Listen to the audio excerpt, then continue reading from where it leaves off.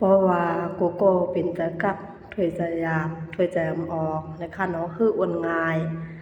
ไรเหตุการณ์นักเหตุการณ์เมาให้การเฮือนการยืนก็คือนั้นก็กว่าเหตุการณ์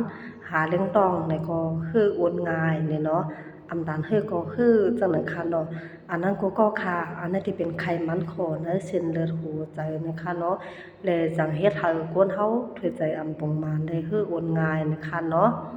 แล้วก็ได้มีทางต่างหนึ่งที่เป็นปอดนะคะเนาะมีปัญหาปอดเกิน5เนาะย้อนว่าเพราะว่าเป็นปอดเกินในเนี่ยมันจังเฮ็ดให้เฮาเนี่ยคืออ้วนง่ายเหมือนกันนะคะก็อันนั้นที่เป็นทางเช้ากำแตมป้าอยู่ดีนะคะเนาะก็เอาทางเช้าอันไหนกว่ากินค่ะมันตัวแลภายแต่กับภายตุ้ยตู้ภายอยู่หวานภายถ้วยแตมปรุงมาจังนะคะเนาะคนที่เป็นลมโหใจเขาคนเป็นโยหวานเขานะคะ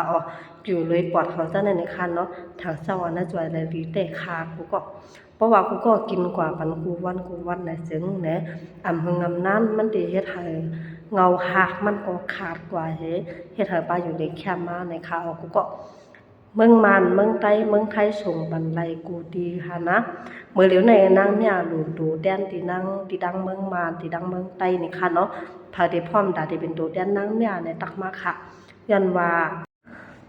ตั้งเมืองไต้ตั้งเมืองมานเนี่ยมีก้นคาไลทางเช่าตั้งนำตั้งหลายตักมาตั้งนางเมียตั้งนำตั้งหลายเนาะมันก็ไปเลย1กล่องมันก็ไปเลย2กล่องแอบ2แอบเพิ่นน่ะกุ้ยเนี่ยค่ะเนาะเพราะว่าค้าเอาตั้งเมืองไทยส่งมือเนี่ยมันพอปอกึ่งอาลาเนี่ยค่ะเนาะเพราะว่ากูก็เป็นตัวแดนนางเมียไว้ที่ตั้งเมืองไต้เนี่ยเพราะว่ามีลูกค้าคาไลนะคะที่เขาก็เอาดีกูก็นะคะนะที่อันเป็นตัวแดนนางเมียนะคะเนาะที่กับ10ปันกูก็นะคะเพราะว่าดีเป็นตัวเดียนน้ำยาได้ตักมาตั้งส่วนตัวค่ะเนาะ